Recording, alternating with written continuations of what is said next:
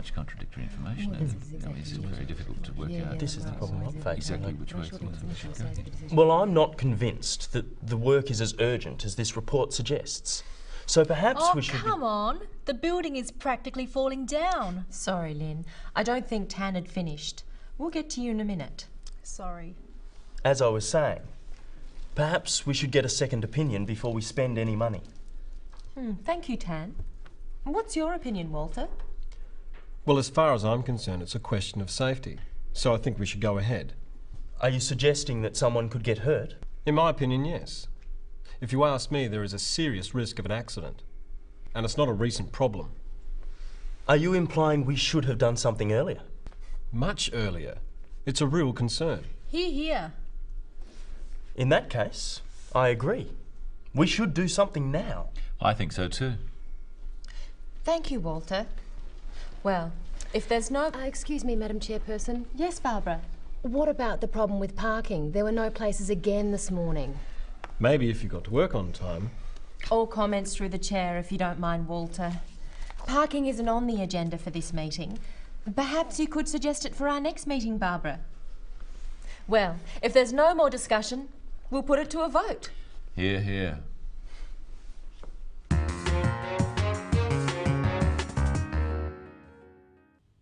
Today, we're looking again at meetings.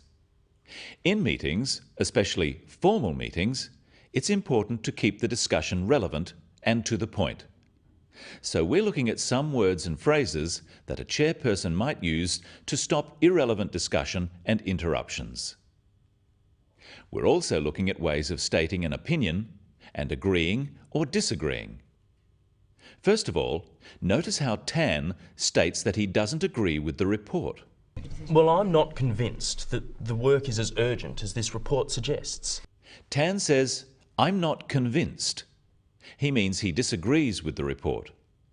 But by saying he's not convinced, he is leaving himself open to another point of view. Let's look at some phrases you can use to express disagreement. I'm afraid I'm not convinced. I don't entirely agree.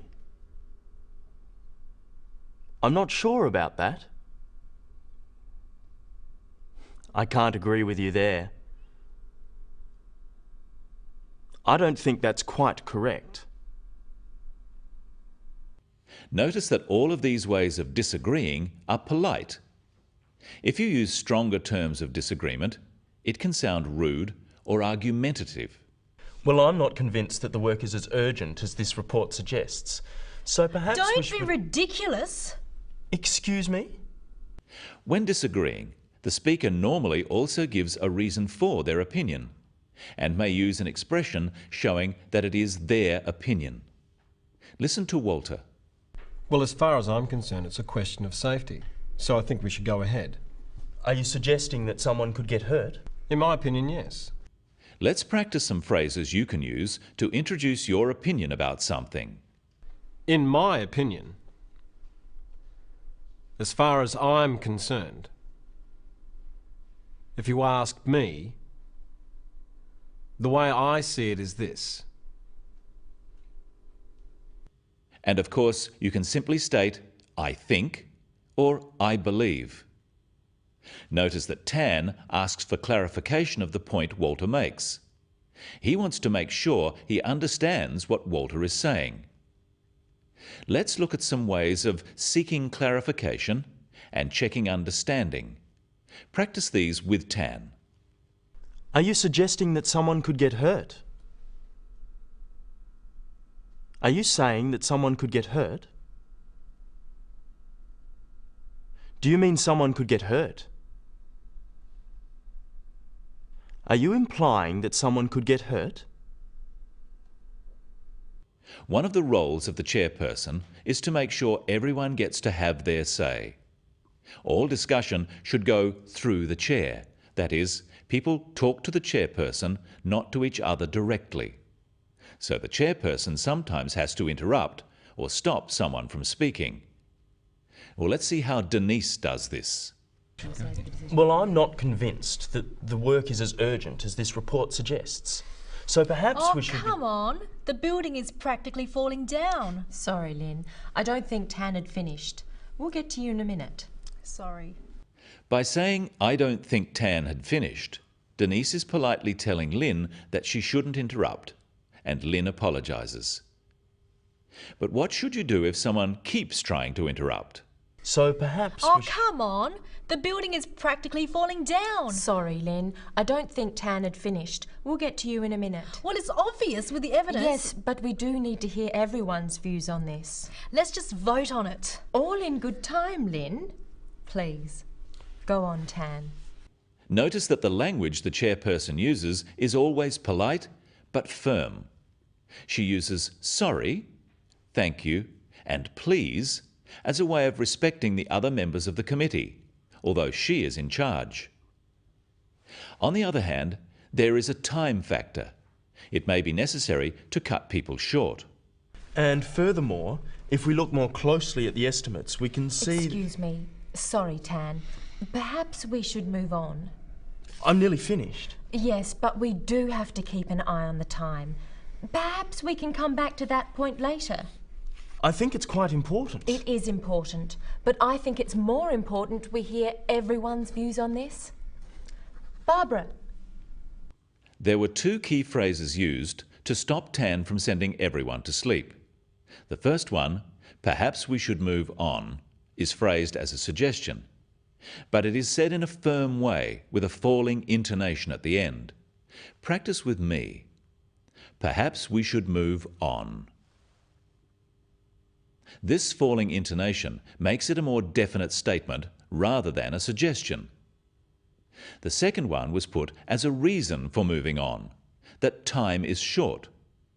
Notice the emphasis on the word do and practice after me. We do have to keep an eye on the time. Remember, we said the discussion has to be relevant. What do we do if someone makes an irrelevant comment? What about the problem with parking? There were no places again this morning. Maybe if you got to work on time. All comments through the chair, if you don't mind, Walter. Parking isn't on the agenda for this meeting. Perhaps you could suggest it for our next meeting, Barbara. When Walter makes a comment directly to Barbara, Denise says, "All comments through the chair, if you don't mind." This is a way of reminding Walter of correct meeting procedure. All comments through the chair means he must speak to the meeting, not directly to one person at the table. Denise suggests that parking isn't on the agenda for this meeting. But so that Barbara doesn't feel bad, she suggests it could be discussed at another time. Finally, we've looked at disagreeing. Let's look at ways of agreeing with a point. Are you implying we should have done something earlier? Much earlier. It's a real concern. Hear, hear.